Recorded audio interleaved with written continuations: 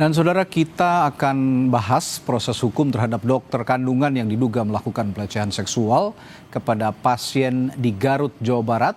Sudah bersama kami, bersama malam hari ini Kepala Kanwil Kementerian HAM Jawa Barat, Hasbuloh Fudail. Selamat malam, Pak Hasbuloh. Selamat malam dengan Kompas TV. Ya, Pak Hasbuloh, Anda tadi saya sempat simak juga mendatangi Polres Garut, betul ya, begitu ya Pak Hasbuloh? Ya. Dan pada saat momen itu apakah bertemu dengan terduga pelaku, Pak? Sempat bertemu. Lalu Alhamdulillah sempat bertemu. Oke, ada komunikasi dengan pelaku? Apa yang diutarakan? Alhamdulillah kami ditugaskan oleh dari Pak Menteri Kementerian Hak Asasi Manusia, langsung oleh Pak Natalius Pigai menginstruksikan kami untuk turun ke lapangan. Untuk melihat langsung bagaimana penanganan kasus ini dari sisi aspek HAM-nya, kan kira-kira gitu. Ya. Baik dari para korban maupun pelaku. Lalu sementara ini apa yang bisa disimpulkan atau apa yang bisa Anda simpulkan terkait proses hukumnya? Pihak polisi sudah bertindak secara profesional untuk melakukan tahapan-tahapan, tentunya akan membuktikan atas kasus ini. Dan kita dorong pihak kepolisian khususnya Polres Garut melakukan tindakan secara profesional sehingga tahapan-tahapan itu bisa dilalui. Pada akhirnya apakah akan terduga ini ditetapkan sebagai tersangka atau tidak, itu biarlah kewenangan penegakan hukum.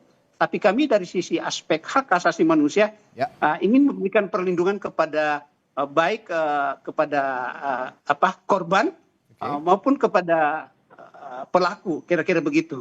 Oke, perlindungan lebih spesifik lagi, Pak Hasbuloh, perlindungan seperti apa yang Anda akan berikan kira-kira dalam konteks hak asasi manusia dalam kasus ini kepada korban maupun juga ke pelaku? Perlindungan seperti apa kira-kira? Khusus kepada korban, karena kami mendengar mereka ada ketakutan ya. Ada beberapa permasalahan setelah kasus ini menjadi viral, mereka ada ketakutan bahwa keluarga mereka malah juga terlanggar hak asasinya begitu. Karena secara ini kami tadi sempat berdialog meskipun belum ketemu langsung karena mereka traumatik akibat kasus ini, sehingga mereka mengatakan butuh perlindungan. Itu yang kami garansi kepada tadi, bahwa Kementerian HAM akan mencoba memfasilitasi ketika korban ingin mendapatkan perlindungan, dan aparat pemerintah baik di Kabupaten Garut maupun di Provinsi Jawa Barat secara fasilitas sudah disiapkan untuk itu ketika mereka, tapi sampai hari ini mereka masih mengatakan masih menunggu, kira-kira begitu. Itu dari sisi korbannya. Kemudian dari sisi pelaku, tentu kami juga ingin melihat bahwa karena ini menyangkut persoalan medis, tentu ini kan punya dampak yang luar biasa, baik kepada masyarakat yang menyangkut tentang trust, bahwa ini adalah kepercayaan yang sangat mendasar tentang layanan kesehatan bisa berdampak. Sehingga kita perlu melakukan perlindungan kepada masyarakat, karena satu-satunya mungkin institusi yang paling kira-kira gitu.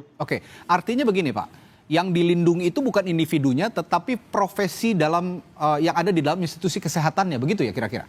Bisa jadi, karena itu kan membawa dampak. Coba bayangkan ketika orang tidak percaya lagi kepada seorang dokter spesialis kandungan, tiba-tiba masyarakat tidak percaya. Seperti bapak punya istri ketika dia hamil lalu melakukan pemeriksaan, kan akan mempengaruhi terutama spesialis laki-laki. Tentu orang akan mencari perempuan, kan kira-kira begitu. Kalau kita korban melakukan ini. Kalau korban perspektifnya dilindungi, hak asasi manusianya sebagai pasien itu bisa dipahami. Tapi ini saya luruskan, saya biar supaya lebih clear lagi, yang dilindungi adalah bukan pelakunya sebagai individu, tetapi profesi dokternya ya. Profesi dokternya yang harus kita lindungi, karena ini menyangkut trust. Menyangkut trust yang banyak melibatkan, kasihan profesi-profesi teman-teman di dokter, khususnya ahli kandungan, apalagi kaum laki-laki, mesti orang akan was-was semua kan. Apalagi ada harapan dari teman-teman bahwa teman-teman profesi dokter untuk tidak terlalu jauh di ini, kira-kira gitu. Saya juga ingin minta komentar Pak. Anda juga sebagai institusi yang menegakkan hak asasi manusia begitu. Sampai saat ini polisi belum menetapkan pelaku sebagai tersangka. Ada komentar soal ini? polisi sudah melakukan tugas yang profesional menurut saya. Karena ada langkah-langkah yang dia akan tetapkan. Karena dia juga harus menghitung tadi dampak yang dilakukan terhadap penetapan itu kan tidak bisa sekonyong-konyong. Karena ini seorang spesialis kandungan yang memang tugasnya sehari-hari memeriksa itu kan. Ketika hanya sekedar menetapkan tanpa prosedur yang jelas, akuntabel, itu kan juga bahaya bagi aparat kepolisian, kira-kira gitu. Tapi menurut informasi dalam waktu dekat akan ada keputusan, karena aparat kepolisian juga kita dorong untuk bisa profesional ya membuka tabir ini agar persoalan-persoalan ini tidak berulang di masa depan, kira-kira gitu. Dalam berita pengantar tadi juga sudah diinformasikan, sudah disampaikan Pak, bahwa sejauh ini ada 2 korban yang melaporkan menjadi korban pelecehan seksual oleh oknum dokter kandungan ini. Dan tidak semua korban berani melapor. Dan ini juga harus kita apresiasi bahwa ada korban yang berani melapor. Tapi permasalahannya apakah Anda juga sebagai institusi pelindung HAM juga akan memberikan hak-hak khusus kepada korban itu agar hak asasi manusianya juga terlindungi? Iya, mau tidak mau kami punya kewajiban tentunya memberi perlindungan kepada mereka, bahwa sebenarnya yang muncul ini kan bukan dilapor ya, tiba-tiba viral aja kan, ada yang mengupload di media sosial dan itulah yang menjadi viral hari ini, sehingga berbagai kecaman, berbagai sindiran terhadap profesi ini menjadi dilematis. Dalam waktu yang bersamaan kami juga menangani kasus Rumah Sakit Hasan Sadikin Bandung kan, tiba-tiba harus juga menangani ini sebuah persoalan yang sangat bagi kami pembelajaran besar bagi dunia medis hari ini di Indonesia. Dan mungkin relatif baru juga ini terjadi di institusi kesehatan begitu, institusi medis. Jarang terjadi. Dan ini karena institusi medis dengan pasiennya kan relatif punya hubungan yang cukup dekat begitu, cukup punya intensi komunikasi yang intensif begitu. Ini yang harus sama-sama kita juga jaga begitu Pak, kira-kira dalam konteks hak asasi manusia.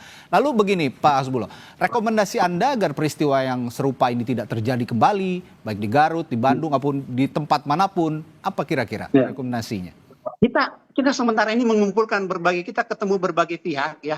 Kita sudah ketemu di rumah sakit ini, kaitannya masih dengan Rumah Sakit Hasan Sadikin, dengan Rektor Unpad mewakili, kemudian kami juga ketemu dengan pihak ID, kemudian asosiasi rumah sakit, kemudian masyarakat, komunitas masyarakat hukum kesehatan Indonesia, termasuk berbagai lapisan masyarakat, agar kami nanti menghasilkan rekomendasi yang kira-kira bagaimana ini tidak terulang ke depan, karena ini menyangkut hak asasi yang sangat mendasar. Kira-kira gitu. Ada juga pandangan begini Pak Hasbullah, bahwa ada seorang dokter yang bertugas begitu ya, ketika dia diawasi oleh rumah sakit maupun lembaga yang lebih tinggi lagi, entah itu dinas kesehatan ataupun kementerian kesehatan misalnya, ini dianggap terlalu mengawasi gerak-gerik sang dokter. Tapi di sisi lain juga jika tidak diawasi khawatir terjadi seperti ini. Dalam konteks HAM, perspektif apa yang Anda bisa utarakan soal ini? Dari beberapa wawancara kami, ada semacam keresahan juga di kalangan profesi ini. Karena ternyata yang mengawasi ketika itu dilimpahkan ke instansi, ke dinas kesehatan baik di kabupaten maupun provinsi, untuk melakukan pengawasan terhadap profesi ini, SDM-nya sangat terbatas.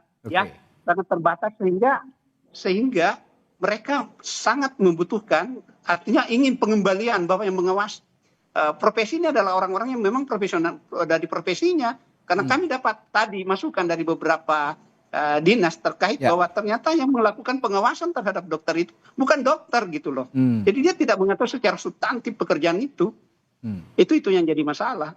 Sehingga ini salah satu rekomendasi yang kami dapatkan, yang nanti pada akhirnya kami akan bertemu dengan berbagai pemangku kepentingan dan akan mengeluarkan rekomendasi untuk menjadi catatan kira-kira perbaikan gitu. Tapi yang ingin saya pastikan bahwa jika memang pengawasan itu diperketat begitu kepada dokter, pada institusi kesehatan, ini dipastikan tidak akan melanggar hak asasi manusia juga ya, Pak ya? Ya, sepanjang memang itu diatur dalam regulasi, pasti tidak. Itu tujuan harus regulasinya harus terutama SOP-nya ya, bagaimana pengaturan itu. Sejauh ini 2 korban yang melapor sudah juga berkomunikasi Pak dengan Anda? Kami belum masuk ke sana, tapi dalam waktu dekat kami akan bertemu dengan yang bersangkutan. Karena itu kan sudah beberapa Ya. Ya, kira-kira apa yang akan dikomunikasikan jika nanti bertemu dengan Ya, dua korban yang melapor? minimal hak-hak apa yang mereka perlukan Oke. kan? Apakah perlu perlindungan? Artinya pemerintah daerah baik di Garut umpamanya kasus ini maupun di provinsi akan memfasilitasi perlindungan itu. Hmm. Jadi akan disiapkan ketika memang merasa mereka terancam dan sebagainya. Dan kami hanya menjadi bagian untuk menjembatani itu, bahwa hak asasi untuk mendapatkan perlindungan itu dijamin oleh negara.